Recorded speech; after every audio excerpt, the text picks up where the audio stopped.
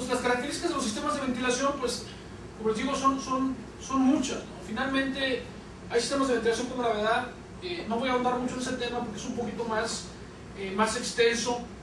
Seguramente en uno lo toquemos. Los sistemas de ventilación por gravedad pues no utilizan sistemas mecánicos forzados, utilizan más bien sistemas mecánicos pasivos y utilizan más bien las condiciones de esos volúmenes de aire, tanto en temperatura como en velocidad de viento, y tienen algunas cosas que hay que considerar.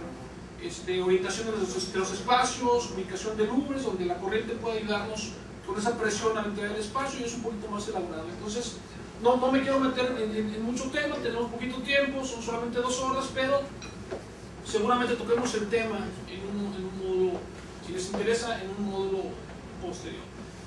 Entonces tenemos sistemas por gravedad. Finalmente, pues, ustedes han visto las famosas cebollas o ventiladores de gravedad. Hay otras que se llaman, no sé por qué se llaman cajas de muerto, pero alguien así les puso, y no son más que enormes gargantas en las cumbreras de los espacios, de las naves industriales, donde se utiliza el fenómeno de flotación del aire para generar un flujo dentro de esa planta, y entonces lograr que el aire salga por la sección de arriba. Ustedes saben que el aire caliente por densidad tiende a subir, y el aire frío por esa misma propiedad tiende a bajar hacia el espacio. Entonces utilizo esa propiedad del aire, esa densidad de aire, para generar aquí plumas de ventilación. Y entonces el aire caliente, si tengo una entrada franca de aire que pueda yo solventar esa presión que se genera, pues puedo lograr que ese aire caliente se vaya hacia arriba y salga por estos ventiladores de gravedad, que nada más, si ustedes ven, están girando libremente, no tienen ninguno tiene un motor, gira libremente, y entonces ese efecto es lo que nos ayuda, al igual que puede ser pues, la velocidad del viento. Si yo tengo aquí una cierta corriente de aire, esa presión que se genera del aire chocando en esta área, pues me genera un flujo. Entonces eso también nos ayuda mucho en la parte de la ventilación por gravedad. Son muchos puntos que hay que tomar. Digo, es un poquito más elaborada, pero seguramente la tocaremos en un momento. Y bueno, tenemos también sistemas de inyección forzada, donde tenemos ahora un ventilador con un motor, que ese motor tiene una cierta potencia, y ese ventilador empuja el aire hacia dentro del espacio. Este espacio, imagínense que se pudiera inflar.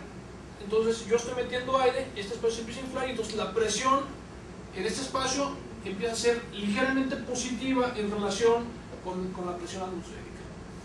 Entonces, para lograr que esta ventilación sea efectiva, pues necesito tener unos elementos, unas paredes ventiladas, unos louvers, que me ayudan a que este aire que estoy inyectando aquí pueda salir libremente por ese espacio, y entonces generar ese efecto de ventilación que estoy necesitando.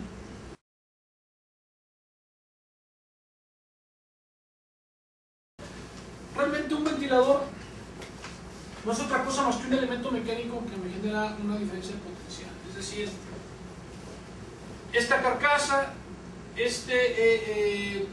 la parte del ventilador y la parte de la succión que generan la presión es el impulsor. Este impulsor está conectado a un motor, ese motor tiene una cierta potencia, ese motor ayuda a mover este impulsor, y en esa medida que este impulsor se mueva, me va a generar una diferencia potencial, es decir, mayor presión acá, menor presión acá, para poder hacer que ese aire se mueva a una cierta velocidad y con un cierto flujo. Entonces hay muchos tipos de ventiladores. Ahorita vamos a ver los impulsores más comunes, cuáles podrían ser. Entonces, realmente el ventilador no es más que la carcasa, el impulsor y el motor. Y bueno, finalmente, ¿cómo seleccionamos esto? Pues es importante. Ahorita vamos a ver más adelante cuáles son las variables que necesitamos tener mínimas para poder seleccionar un ventilador. Nos hemos topado muchas veces con clientes o con personas que nos solicitan un ventilador y no nos dicen más nada, que quieren que sea azul, que sea rojo, ¿no? O que sea centrífugo, o que sea axial. Pues sí, pero de esos hay muchos. Entonces es bien importante que nosotros tengamos la mayor información posible. ¿Para qué lo necesita? ¿Qué aplicación es? Es una cocina, es una industria, es axial, es centrífugo. es de hongo. ¿Qué flujo, qué caudal necesitas? 10.000 CFM, 5.000 CFM, ¿qué presión estática necesitas? Punto 1, punto 5, 1, 2, 10 pulgadas de columna de agua. ¿Para qué ciudad es? Todo eso es importante saber porque el manejo de aire, como digo, las condiciones del aire que estamos manejando es importante saber. Estos equipos son sensibles a esas condiciones, son sensibles a la altitud, no funciona, no opera de la misma manera un ventilador a nivel de mar que un ventilador en la montaña. Entonces necesitamos tener esa información para poder hacer los ajustes que tengan que ser necesarios para que el fabricante me dé el ventilador que yo necesito.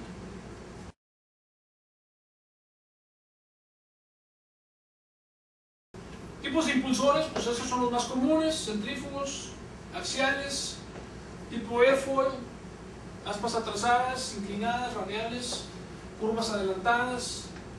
Cada una de estos impulsores pues tendrá una aplicación diferente para cada caso. Con algunos podré manejar más flujo, pero menos caída de presión, y con otros podría manejar quizá menos flujo, pero con una presión más grande. Igual axiales, eso es de propela, tubo axial, binaxial.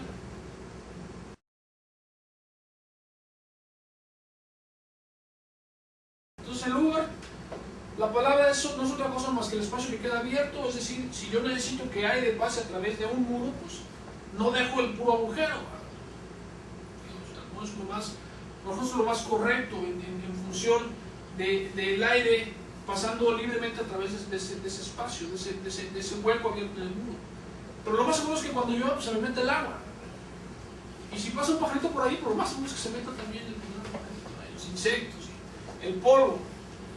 Entonces es importante que tengamos un elemento en ese muro que además de que haga que mi muro se vea bien, que no se vea el agujero ahí franco, pues que me permita que ese aire pase con unas ciertas condiciones, tanto de flujo como de velocidad. Le puedo poner un filtro, le puedo poner una malla pajarera, le puedo poner una malla mosquitera, y entonces a la medida en la que yo pueda ir agregando accesorios a ese elemento, pues me va a ayudar. Entonces, nosotros Grupo NAM aquí tenemos una línea muy amplia de nubes para cualquier tipo de aplicación, ya sea filtro, sin filtro, malla pajarera, ajustables, drenables. Y entonces la idea fundamental de ese elemento es permitir pasar el aire, el elemento que es deseado, que en este caso es el aire, estoy ventilando con aire, y dejar fuera los elementos no deseados, el agua, el polvo, los insectos. Entonces muchas veces no le ponemos mucha atención a estos lugares, y entonces resulta que lo seleccionamos con una velocidad excesiva, y cuando llueve se nos mete todo el agua. Entonces ya no sirvió, ya no fue adecuada la opción de poner el Uber, porque adentro está todo mojado. Entonces es importante que le pongamos atención, y ahorita vamos a un ejercicio muy rapidito sobre cómo poder hacer una selección adecuada.